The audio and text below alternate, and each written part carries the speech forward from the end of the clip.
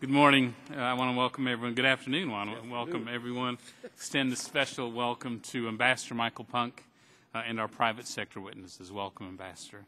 Let me also recognize Bob Vastine, the longtime president of the Coalition of Service Industries, who stepped down yesterday, and Ambassador Peter Allgaier, CSI's newly installed president. These are two great leaders.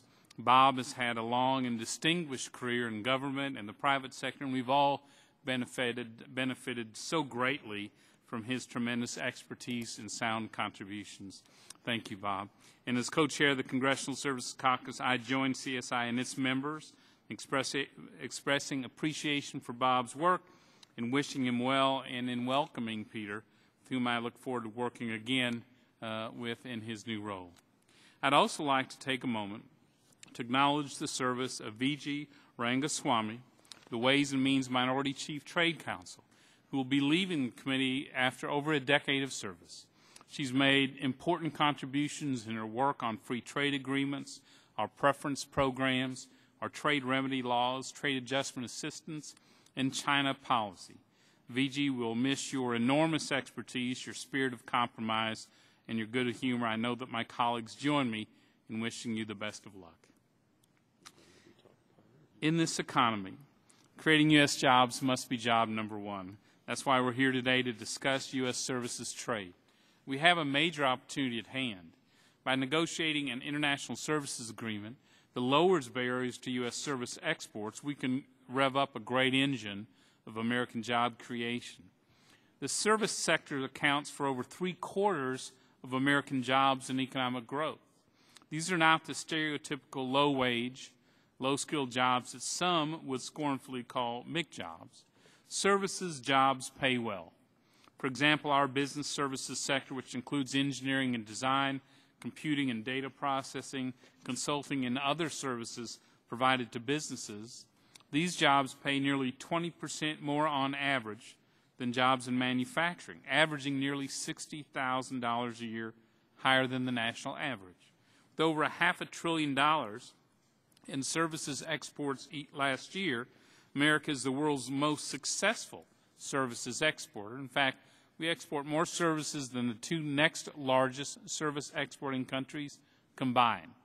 Because American service providers are such strong global leaders across many services subsectors, the United States has long generated a large trade surplus in services, which helps offset our deficits in goods trade.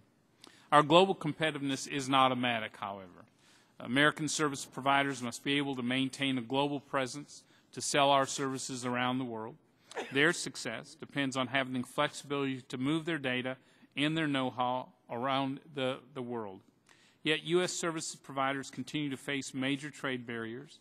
For example, countries impose equity caps, restrict data and capital flow, dictate the nationality of senior officials, and impose discriminatory licensing and regulatory requirements. But if we're able to lower services trade barriers around the world, our American services providers are well positioned to compete and win, and will generate major new U.S. employment. These jobs gains will come not just in the services sector, but throughout the American economy. That's because services trade facilitates all economic activity.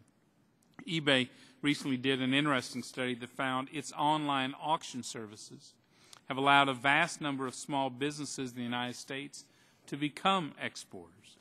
And the National Association of Manufacturers and the Farm Bureau have produced two papers, and without objection I enter them into the record, laying out the many ways their members depend on U.S. services firms' global operations to design, to finance, to market, transport, and service American agriculture and manufacturing export. In short, we focus on services not instead of manufacturing and agriculture, but to the benefit of manufacturing and agriculture. As a result, I'm very enthusiastic about the work that Ambassador Punk is doing in Geneva on services trade policy. Thanks to his leadership, 20 WTO members accounting for 3/4 of global services trade agreed in July to intensify discussions this fall about an international services agreement. This is an opportunity to extend to a much broader set of countries the highest standard services rules from our bilateral trade agreements. By pursuing an ambitious agreement that results in real trade gains for participants, we can generate new momentum for trade liberalization and ultimately reinvigorate WTO negotiations. To create incentives for broad membership, the benefits of the agreement should be available to all WTO members that are willing to commit to the agreement's high standards.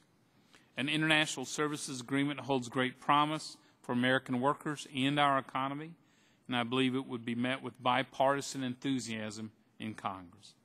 And before yielding to the ranking member, without objection, the opening statement of all members will be included in the record. At this time, I yield to Mr. McDermott for his opening statement.